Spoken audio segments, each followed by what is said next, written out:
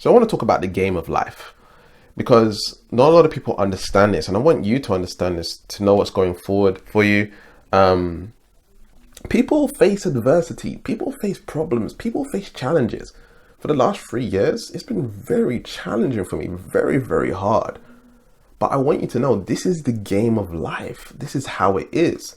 And this community, law of attraction, positive thinking, can make you assume that it's going to be pretty one day. It's going to be very, very pretty and all of this stuff. Okay. So with that said, let's get started. Hey superstar, it's Gavin here from Wake Up Fulfilled. Welcome back to my channel. I'm a subconscious mind specialist and I help people reprogram their subconscious identity. We offer a free subconscious mind diagnosis session at neutralityshifting.com. You can go claim that. The link will be in the description. And I appreciate you for watching all of my videos and supporting the channel and subscribing and commenting. I really do appreciate you supporting the channel in that way. It really helps me get the word out and help a lot of people. And altogether, we're raising the vibration out of the planet. So this particular video, I believe that there's a reality available for us where everything is just like perfect. It might have a few things, problems and stuff like this, but it doesn't really matter that much, So I believe in that. I believe that there's a reality and a life that we can build for ourselves where there's not much problems. We have high quality problems. However, during the journey to getting there, it can be extremely challenging. And over the last 3 years, I've been through a lot and, I've had a lot of ups and downs. Emotionally, spiritually, and it's been, when I say it's been challenging, it's been extremely challenging. And some people would be surprised at how I'm able to even function, still making, video content and helping people and all of this stuff. The reason I'm able to do that, number one, is because I have a purpose, I have a vision, I have a mission that I'm going after, and it's really important to me. Number two is I understand the game of life. I understand that in these situations, I'm going to learn a bunch of stuff. It's strengthening me, it's changing me. And where I'm at right now in this present moment is the way I feel on the inside is phenomenal. And it's so worth everything that I'd went through. It's so freaking worth it. All the challenges, all the crying, or the heartache, or the pain, or the suffering that I had went through these past 3 years. My whole life there's been problems, right? But these last 3 years have been something that stood out to me quite a bit, and especially this last year it's been extremely challenging. And the problem with it as well, there's been other people involved, and so it's been really hard on me, and a lot of heartache. But with that has come a lot of inner peace, even more calmness, and I'm beginning to understand that there's different levels of inner peace and love and happiness. I'm able to understand that the inner peace that I had before is great, it's amazing, but there's another level, and I'm at that level when it's automatic and I'm just pure calmness. I feel like pure love, and it's just amazing space to operate from. And it's almost like I don't need to show up as like a spiritual, like a hippie and like be a certain way. It's like I can still be Gavin, I can still be the ghetto Gavin, I can still be loving Gavin, advice giving Gavin, whatever it is, still be me, and not having to think that I have to be a certain way in order to have this particular emotion. A lot of people feel like, I gotta follow all of the spiritual things in order. I gotta wear the crystals, I gotta wear, certain clothes. I gotta talk a certain way, I gotta be a certain way, I gotta be like this loving energy, right? It's like a character that you have to play out in order to be spiritual and whatever it is. From my understanding, from what I'm experiencing right now, I can still be G Money. People call me G Money. I can still be Gavin, and still have like high levels of love for people and compassion and wanting to help people and motivation and all of these different emotions. So some people would assume, you want to be motivated and really like ambitious and stuff, that you got to act a certain way, like, right? But what I've learned is that you can still be like yourself and still have these emotions. It's really interesting. One of the things that I learned from Oprah Winfrey is that she went to a Tony Robbins event, and Tony Robbins is all about the rah, like punch, not punch, but like, move your body, engage your body and jump up and down and all this stuff. And it works. It makes you feel like more enthusiastic and more energetic and stuff like this. And it changes your state. And Oprah said something. She said like, that doesn't make me feel 100% as motivated as being still. So when she's still, she quietens her mind and she has this stillness, get into a state of stillness, she feels more motivated. She feels like getting more stuff done. And so I assumed that like I had to be a certain way in order to feel motivation, or I had to be a certain way in order to be love. I had to be a certain way to have inner peace. Like I had to be spiritual. No. And so now I realize that, being your authentic self and being vulnerable and, showing up on who you know yourself to be, whilst integrating the emotions of passion or motivation or productivity or whatever it is, it's okay, and you can totally do that. And so the level of love that I have is like, it's unexplainable. And it's not the normal, regular, ego-based love that you'll see. It's a different kind of love. It's infinite. It's powerful. It feels gold to me, gold and white. It feels clear. It feels pure. It feels flowing, right? And it's not of this world. It's not of this reality. And so through going through this journey of struggle and heartache, I haven't used it as my demise, as like the world is bad, I'm bad, this is going wrong, this is not going right. I used it as a tool to work on myself. I used it as a tool to become a stronger version of myself. And not a stronger version of myself in the sense of like, I'm going to become stronger, I'm going to deal with life, right? No, it's more becoming stronger in my love. Like feeling more love for myself and the world and all of this stuff. And in that energy, now it's like, it's really hard for things to penetrate into my being. And so I just operate on this energy of love, and I know like I'm guided, and like God's flowing through me, or source, or the Most High is flowing through me.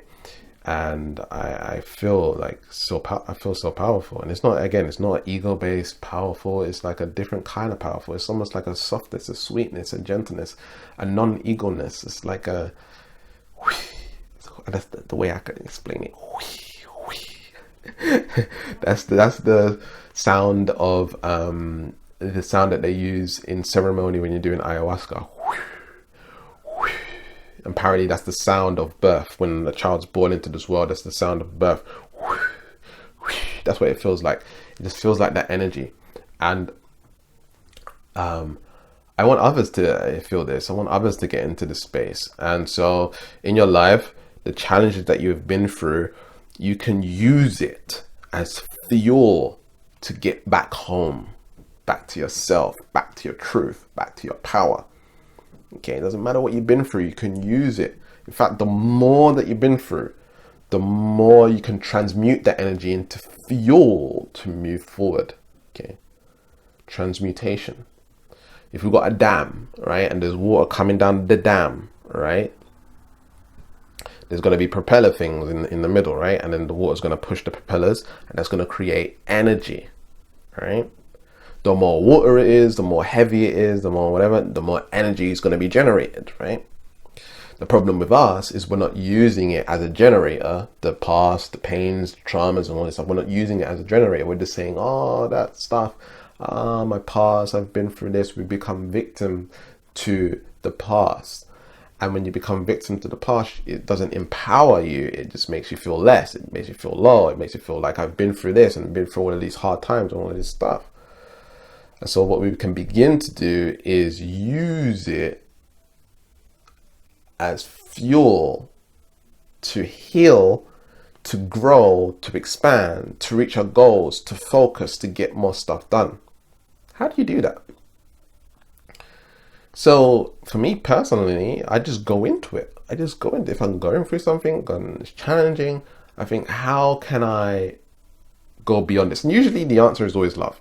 Okay, most of the time it's just get back into love. And how can I love this energy, and how can I use it to move forward? Oh, I can use this time in my life to help other people. Maybe when I have a coaching client, I've been through the same situation that they've been through, and I'm able to help them just like that. Maybe I need to heal it so that I become a high vibration, and so that's raising the vibration of the planet. Maybe me going through this is giving me the lessons to become a better version of myself, to think differently, to have different emotions, to express myself differently, to learn and understand myself and know thyself even more, and how I handle things and how I process things. And so the more that you know thyself, the more that you're able to move forward and propel yourself to what it is that you want. So you transmute the energy into something that you want. So we got things like sex transmutation in the book Think and Grow Rich. We got sex transmutation chapter, and sex transmutation is understanding that you can use your sacral energy, your sexual energy, in order to propel yourself forward. But a lot of people don't know how to do that. And so I just want to explain so you can relate it to turning pain into power. So your sexual energy is your creational energy. And so when you're feeling, sexual, or you're feeling that energy, it's like a pump, it's like a motivation, and it's almost like I can't help but do it. Imagine you had that same can't help but do it for your goals and your dreams and the outcomes and the visions for yourself. And so that sacred energy, instead of using it for women or men and being sexual or pornography or whatever it is, why don't we channel it? Why don't we use it? So there's things like breath work that you can do. You can do the microcosmic orbit, and you can circulate the energy. If you learn how to do these practices, you'll see what I'm talking about. You can be very horny or whatever it is, right? And once you do the breath work, it's circulated around your body, and you don't feel that way anymore. It's not like an eagerness, it's whatever it is, and you can channel it into your goals. You can channel it into what you are wanting to create in your life. See how that works? You can use it to heal as well, because it's a really powerful energy. Okay, so if it can create a new life, then it can also be used to create a new life. And so it's the same with pain. Even though pain is labeled as negative, you can transmute it into something positive. Mental alchemy, emotional alchemy. Okay, so you're taking something that's negative of the past and using it in a way where, how can I use this energy? Remember, energy can't be created or destroyed. So if pain's in you, it's in you. If you've been through something, it hasn't gone, all right, until you've actually dealt with it. They say time heals all. I don't believe in that. Time does not heal all. It stays in you. It's a part of your vibrational frequency.